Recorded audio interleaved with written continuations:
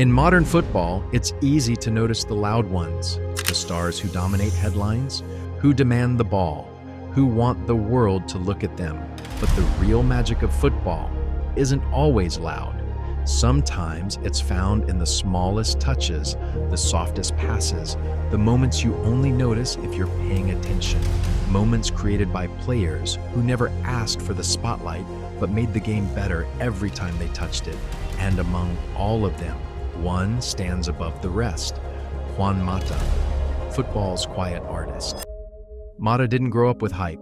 He wasn't labeled the next big thing. He wasn't a wonder kid built for marketing. He was just a shy kid from Burgos who loved two things: football and learning. While most young players chased fame, Mata chased understanding. He studied the game the same way a musician studies notes: patiently, quietly, obsessively. And soon enough, Valencia noticed. At Valencia, Mata didn't explode onto the scene with viral moments or flashy tricks. He didn't need to. He simply fit into the game like he had always belonged there. David Villa was the finisher, Silva was the magician, but Mata was the balance, the connector between chaos and creativity. His left foot was a brush. His passes were strokes of color. His vision was poetry. And then, at just 22, he won the World Cup. Not as a leader, not as a star, but as a quiet part of something much bigger. That was Juan Mata's essence. He made greatness look easy. His time at Valencia made one thing clear: he wasn't a typical player. He was an artist in a sport slowly forgetting what art looked like. But Chelsea remembered. When Mata arrived at Chelsea, nobody expected him to become the heartbeat of the team, but he did, instantly, effortlessly, beautifully. In 2012 and 2013, he wasn't just Chelsea's best player, he was one of the best creative midfielders in the entire world. Two-time Chelsea Player of the Year, Champions League winner, Europa League winner, assist after assist, chance after chance, perfect pass after perfect pass. He didn't dominate physically, he dominated mentally. Mata saw football in slow motion, as if everyone else was rushing and he was calmly choosing the right solution. He made Hazard better. He made Torres better. He made Chelsea better. But football doesn't care about magic. It cares about systems, structures, intensity. And then Mourinho returned, and everything changed. For most players, decline happens slowly. A bad season, a dip in form, injuries. For Mata, it happened in a single sentence: "You don't fit into my vision."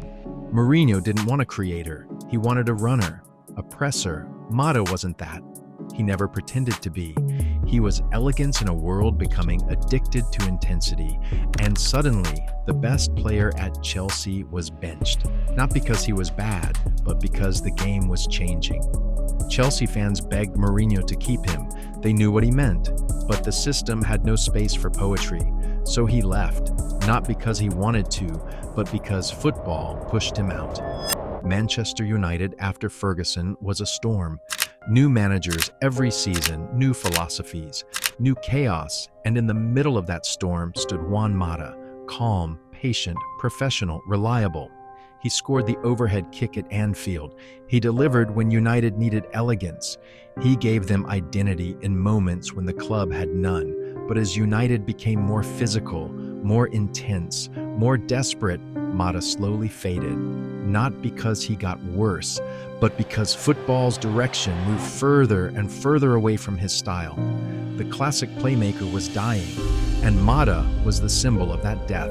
Modern football is fast, it's ruthless. It celebrates pace and physical dominance. Mata wasn't built for the highlight era. He was built for the moments that don't get clipped, the passes before the assist, the intelligence between the lines, the subtle magic nobody sees until it's gone. People say he slowed down. He didn't. The game sped up.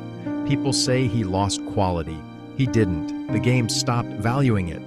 Football didn't reject Mata. Football rejected the type of player he was. Juan Mata left more than assists and trophies. He left something football desperately needs: humanity. While stars argued online and flexed their lifestyles, Mata quietly launched a common goal: a project that inspired players to donate part of their salary to help people who will never know their names. You're donating 1% of your salary to charity. Why you decided to do that? When you are a professional footballer, you realize how privileged you are. It doesn't mean a lot for us in terms of how much it is, but it means a lot for so many people. Ask anyone who played with him. He's the nicest person they ever met. Humble, respectful, intelligent, pure. Maybe that's why football loved him. Maybe that's why football forgot him. Because kindness isn't loud. Elegance isn't viral. Intelligence isn't marketable, but it lasts. And Mata's legacy will last longer than most.